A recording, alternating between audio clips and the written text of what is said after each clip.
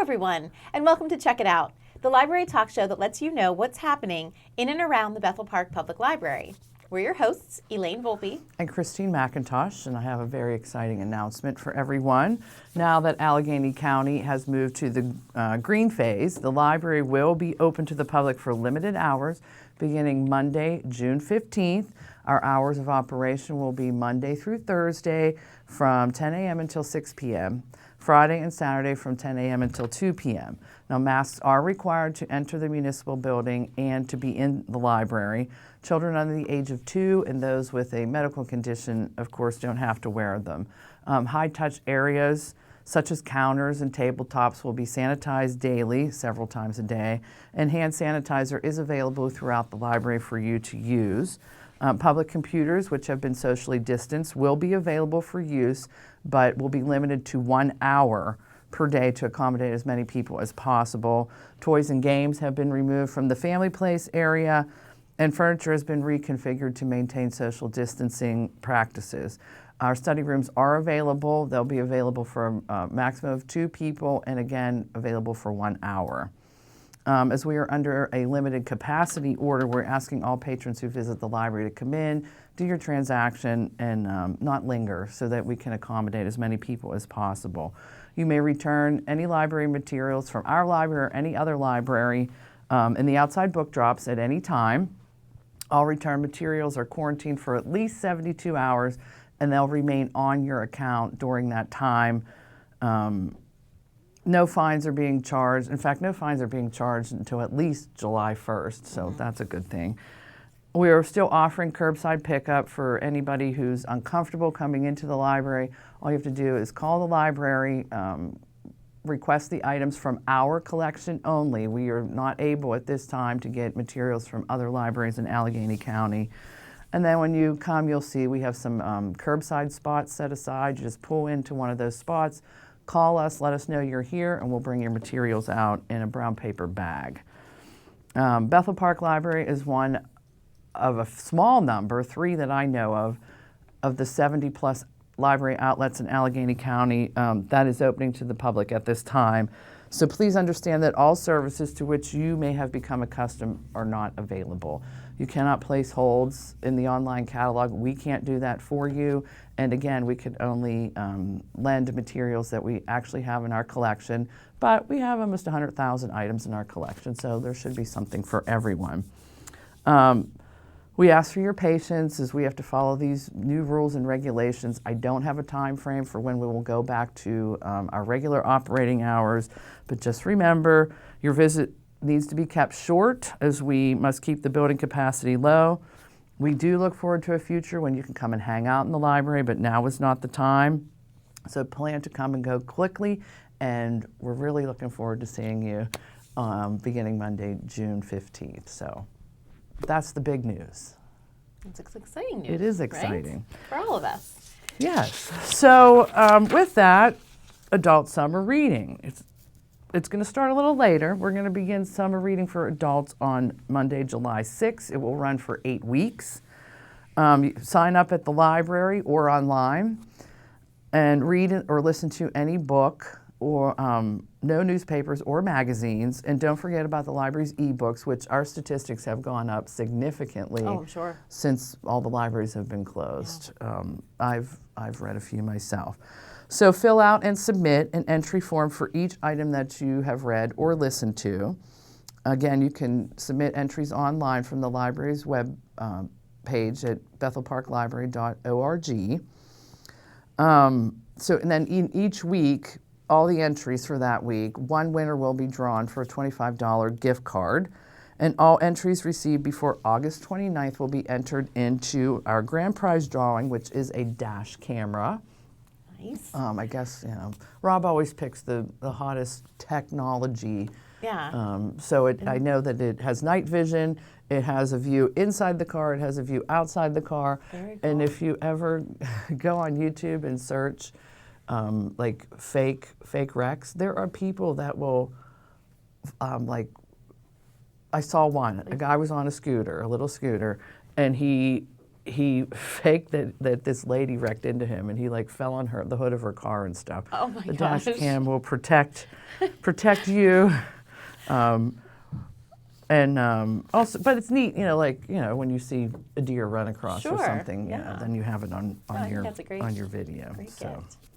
So that's how adult summer reading is going to go. So do you want to talk about Sure, yeah, I would love to give the lowdown on our 3 levels of summer reading, right? So for our birth through preschool friends, we do have a castle card this year, but it's similar to bingo, where we have the 5 early literacy practices that we always stress: read, write, sing, talk, and play. And we have them represented here on the castle. And what we ask you to do is that you color in the castle as you complete each activity, right? And we understand that this is open to really infants all the way up to kindergarten age. So some of these may vary. You might, we have sing the ABCs. Well, if you're have a 4 or 5-year-old, you're probably thinking, yeah, we don't do that anymore, right? But if it's a 2-year-old, it's perfect. But we're just reminding you to do it. It's important just to kind of reinforce those. And so even though some may be easier for your preschool age child, it's still fun to do together. And then similarly, do a puzzle. It might be difficult to do with a 1-year-old, but we're asking that you sit there and just hold them in your lap and complete it together, because it's so true that they, learn by watching. So even though they're not helping you physically put those pieces in yet, they're learning. So yeah, you do these activities, you color in the castle, and once you have the castle all colored in, you'll get a little grab bag of surprises. Every bag has something different in there. So you'll just come and claim that here at the library. There's also resources on the back and extra things that you could do for fun. Now for our elementary age kids, this is K through 6, really is what we're doing now. We designed a bingo card, although Miss Sarah always yells at me and says it's not truly bingo, because Right. we're asking you to do it vertically, right? To get your badge, you have to get 5 in a row vertically, but it's still very similar to bingo, so I call it the bingo card. We have 5 badges this year. We have a science badge, a theater badge, which is new, out and about in the community, reading, and then a you choose. So you get to pick activities and you fill in those squares. But as you complete each activity, you'll get once you get all 5, you'll get your badge. And then when you have all 5 badges, you too will get a prize, a little prize pack that we will leave as a surprise for you. Again, some of you may race through this card, and that's fine, because we have enrichment activities for you on the back. And others, it might take you until August to complete this card, and that's fine too. You're still going to get the prize when you're all done, right? So you work at your own pace. But one of the things I'm super excited about on the back is Library Explorers, which is done in partnership with our friends at WQED. And there's about 10 libraries throughout the county and surrounding counties, actually, too. Westmoreland, there's a couple different ones. But there are 10 participating libraries. And what our idea was, and this is way back before COVID-19, Right. was to visit different libraries and do some sort of scavenger hunt or some sort of activity, and you would claim a prize at each library. And That it was would just be a way, great. I always think it's so much fun to explore other libraries, Yes, right? indeed. We always want their home library to be their favorite. We want you to come back to us, but I think it's really important that you explore other libraries too, because each and every one of us has something different to offer. It's all a different flavor, and you can feel it as soon as you walk in the door. Yeah, and it's unique, and it's fun to do that. I know I did that with my own kids when they were growing up. So we wanted you to visit other libraries. But because of the whole coronavirus thing, that really didn't happen. But we put our heads together and we came up with a virtual way to do this. So you can still hop on to this website, and it's all listed on the back of your card. Go to libraryexplorers.wqed, I believe, /education, okay, and it's going to come up. And there will be a map that you click on, and you click on the different libraries, and you take a virtual tour and do the activity. So some libraries just chose to do a story time. Some libraries chose to do an activity, but you watch it, you do it, and then at the end, there's a keyword. Right? Ooh. You have to watch the whole thing until you find out what that keyword is. You mark that keyword on your passport. There's a printable passport on the website. And then once you have that passport complete, again, you'll get a certificate. I think there's a little prize. And the really cool thing is then you can take a picture of yourself holding your certificate, and they will post that on their website and on their social media pages. So that's kind of neat, especially if you're into all those PBS characters, and there's so many for all different ages. There's some new shows out that are really cool. We're excited to offer a Molly of Denali program in July. But just a neat way to have fun with your favorite PBS characters while exploring libraries at the same time, different libraries that you didn't know about. So that's that. And then for teens, We keep it so simple. It's just read a book and come claim a scratch-off ticket. This ticket will either make you an instant winner and you'll get a prize out of our prize box, or it'll make you an instant loser, but there's really no loser because those tickets go into a drawing to be done at the end of the summer for a $100 Amazon gift card. So actually, I find a lot of teens hoping that they are a loser because they'd rather have the gift card Right. than an instant prize, right? So either way, it's definitely worth taking the try. The more books that you read, the more chances that you'll have. If you're not coming in yet, that's okay. Just keep a log at home. And once you are able to come into the library and you can get here, we'll give you as many of these as we owe you, okay? So that's that. And then our classes are up and running virtually. There is still a lot of room in many of them, so I encourage you to check out our flyer on our website under the Children's Department tab, or under the Kids tab, and then click flyer. I think it's the first choice there. We have a Let's Go Luna program coming up, and there's about 6 spots available in that class. Like I said, we have Molly of Denali to look forward to in July. So you can register for that one. But there's really, there's so many. There's Science Club, there's Cryptography Club, there's Miss Jackie will be doing outdoor art next month. So a lot to look forward to. We know that it's different, and doing it virtually is not the same as being in person, but we are having success, and it's still a way to, do fun activities together and still see each other for the time being. So that's that. Talking about our virtual programming, we've already launched a few of our story times. We've done a few special story times and a kickoff concert. But right now, here's a clip of Miss Sarah's Toddler Tuesday this past week. So last summer, Miss Elaine and I did a Kindy Rock program where we introduced a lot of great artists that are specifically for children. And we made a playlist that is on Spotify. And if you log on to Spotify, it is called Kindy Rock BP Library. So you can play our playlist and dance along with us. Sometimes, boys and girls, I feel tired or grumpy or bored. And you know what always cheers me up? Having a dance party. So if sometimes you're feeling a little yucky, maybe ask mom or dad to turn on some music and you can have a dance party together. It always makes me feel happy. Are you ready to dance with me? Let's go.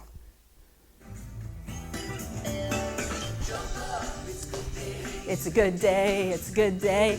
Jump up, it's a good day. Hooray, hooray. Jump up, it's a good day, it's a good day, it's a good day. Jump up, it's a good day. Hooray, hooray. So again, that was Miss Sarah's Toddler Tuesday. She also has Mother Goose on the Loose. We are uploading my Thursday morning Baby Jams, and Miss Jackie's Friday morning Preschool Power will also be on our Facebook page every week at that scheduled time. You can also find it on our YouTube page, right? I know you've been diligent about putting those up there for us. It's on BBTV. I mean, you can find it in a lot of different spots, but know that we put it on our Facebook page as well as our YouTube page. And you can access our YouTube page right off of our website. So that's where the story times are. If you miss it at the time that it's usually held, you could go back and watch it at your convenience. Okay? And I like also, too, the activities you're having the kids do, just like on Facebook, making Yeah, like just suggestions. fun challenges, and right? for them to post their pictures of Yes. what they made. And that's really fun. Yeah, we got a couple. Easton made that cool car, right? Or had a ride along for his teddy bear. The challenge was just to make something out of a cardboard box, which, that's always, I always say that's like the best toy. It is. Give a child a cardboard box and they are busy for hours. Anyway, the challenge was make something out of a cardboard box, and we have a friend named Easton who made, a really cool car for his teddy bear, so he could pull him along as he rode his bike. That's what it was. very It was a little cool. attached car to his bike. That Yeah, is so very good stuff. cool. Well, now on to a serious subject. Did you know that the Post-Gazette recently pulled a black reporter off of coverage of the protest because they felt that she was biased as a black person? And I did not hear that until you just mentioned it right before the Okay. show. And so as protest against racial injustice across the United States with the killings of George Floyd, Breonna Taylor, and Ahmaud Arbery, the demand for books on race and anti-racism has soared. And who's reading these titles? White people. Right. Including me. I've been an advocate, anyone who knows me, and Elaine knows this, I've been an advocate for refugees for many years and feel well versed on that topic when talking to and educating my American friends, but I don't have that confidence and talking about the experience of American people of color.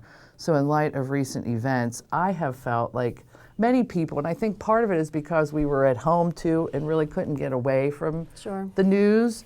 I've had this like visceral response of how I walk through the world and how I need to learn to see events and experiences through another lens. And again, while I feel confident with the immigrant experience and the refugees, I don't feel confident with people of color. So a lot of these books that I'm going to talk about are flying off the shelves because white people like me want to learn what to do and not to do, and learn about the Black experience rather than relying on the Black community to educate us. So some of the titles that are really popular right now: White Fragility by Robin DiAngelo, How to Be an Anti-Racist, Why I'm No Longer Talking to White People About Race, which is a very good book, Racism Without Racists, which is excellent. People always say, me included, I'm not racist. Well, then how come there is systemic racism? So we all have a responsibility in it. One of my favorites is the White Fragility, and we did staff development. Is that the one that I read that you recommended? Yes. You wanted everybody on staff to read it. That's what I Yes. thought. Yeah, it was Particu- eye-opening. For sure. Yes, and particularly because she's a middle-aged white woman talking about racism and our racial biases, and that while it's not our fault, we're born in white skin, we're marinated in white American soup, but that doesn't negate our responsibility to learn and become better at just understanding someone else's experience too. So the more that people become aware, the more they can talk about these issues with their families, their friends, their kids, and that's what we've been trying to do with the staff meetings too. And the titles that I've mentioned are tool books. They give you background and basic background and then some tools for action. But then what? What if you need a deeper understanding? What if, like me, I don't interact with a lot of people of color? Right, neither do I. So that's where then I started turning to fiction and memoirs about the Black experience. So two books that I really wanted to recommend was Caucasia by Danzy Senna. So the two sisters have Black father and a white mother. One of the sisters can pass as white. She has the straight hair, light skin. The other one has darker skin and fits in more with their Black community that they live in. But then the parents get divorced, and the girl that can pass as white goes with the white mother, and the girl that passes as Black goes with the Black father. And so it just becomes a coming of age story about identity and race in America, and how the two girls' lives differed just because of their And I'm wondering, and maybe you didn't check, is that an ebook? So I'm sure it's going to be popular and probably I'm not sure on our that shelf. it is, but I don't know if it's I'm wondering if sure they that could it is access it because on- it was a award winner. And then the other one that I have picked up recently is called The Yellow House by Sarah Broom. This is a memoir of place, class, race, inequality, and internalized shame, which I never thought about. Just by having darker skin, some people feel less than. And that makes me really Which is sad. sad. Yeah. So it's set in 1916's New Orleans, but the themes are not, it's not like in your face, but the themes of home, the pool of home and the pool of family. Just one thing that I wanted to point out, if you're looking for to read fiction or memoirs about the Black, the refugee, gay, or female experience, that you look for books that are written by a Black, a refugee, a gay, or a female author.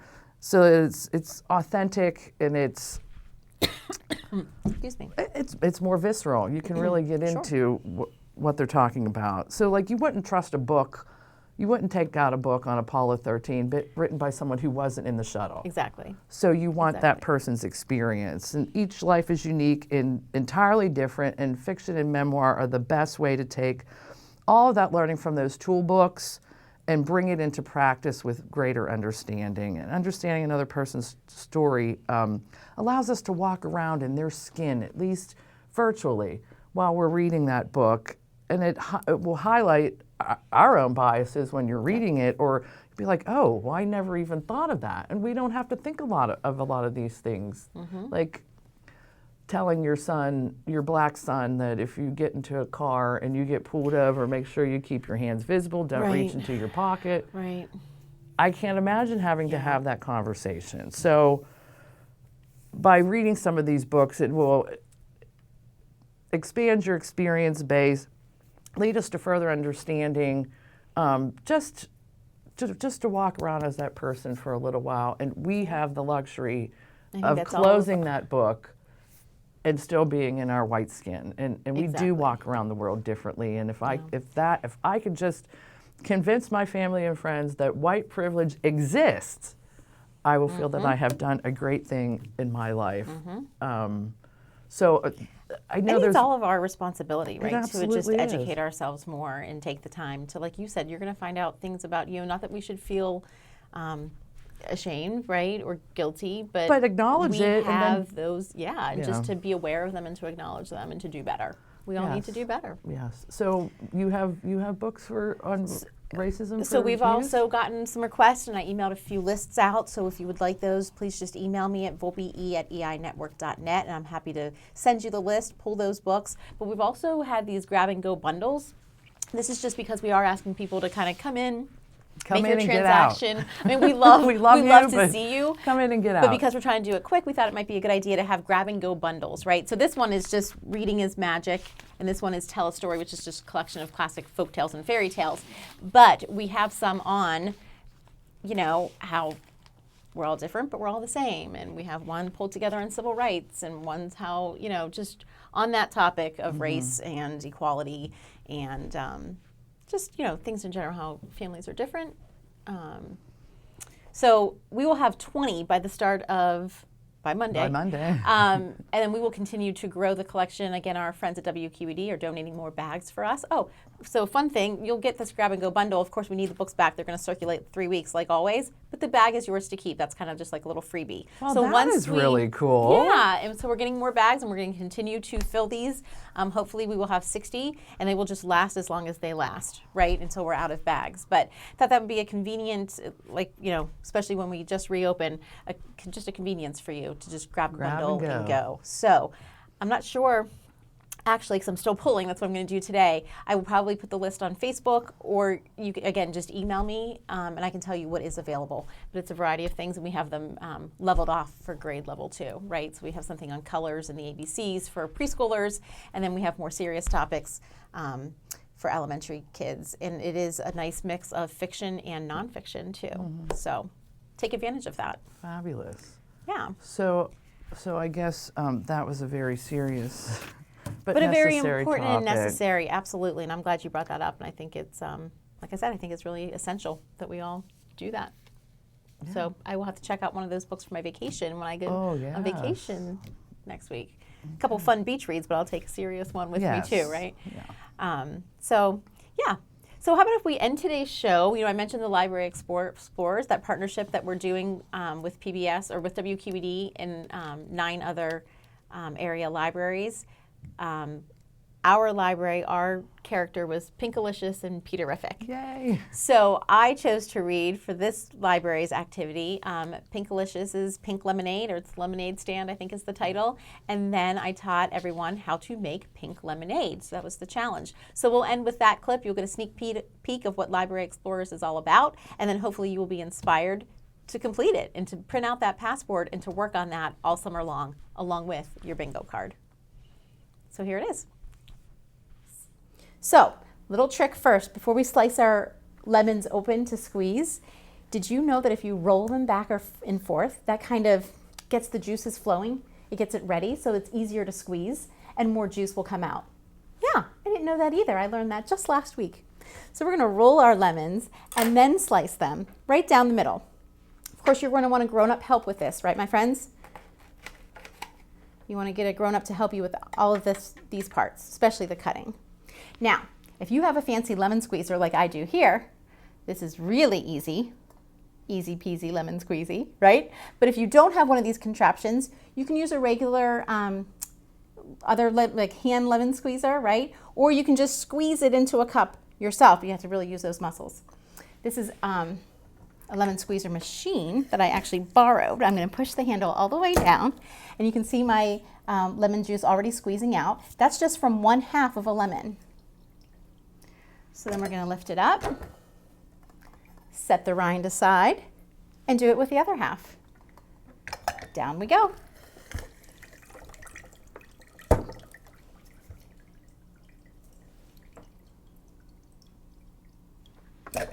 Okay, I'm going to proceed to do that with all 5 of my lemons, not forgetting to roll them first, right? Okay, friends. So we have our 1 cup of lemon juice. I'm going to kind of push this to the side and then show you my simple syrup that I made at home. This is that 1 cup of water, 1 cup of sugar. I need to mix these 2 ingredients together. Now you'll want to use a blender or a food processor. I happen to have a Ninja Bullet, so I'm going to do it right here in my Ninja Bullet. In goes the lemon juice. In goes the simple syrup. But how am I going to make it pink again? What did Pinkalicious use? Well, not the first time. What did Pinkalicious's mommy suggest? Strawberries. That's right. So I have some already washed and cut strawberries. I actually have them cut whole though. I might cut these in half too and plop those in. Now, how many strawberries will I need? I kind of guessed that part too. You probably won't need quite 1 pint, but you could put them all in there if you wanted to. I'm going to put in about 10 strawberries. And again, I'm cutting them in half. So I'm going to screw on the lid to my Ninja Bullet. Again, parents are helping with this part, right? And it doesn't matter if you use one of these or if you use a blender, whatever you have at home in your kitchen is fine. For this, it only requires me to simply push down. So watch and see. I'm going to stand up for this part. There it goes.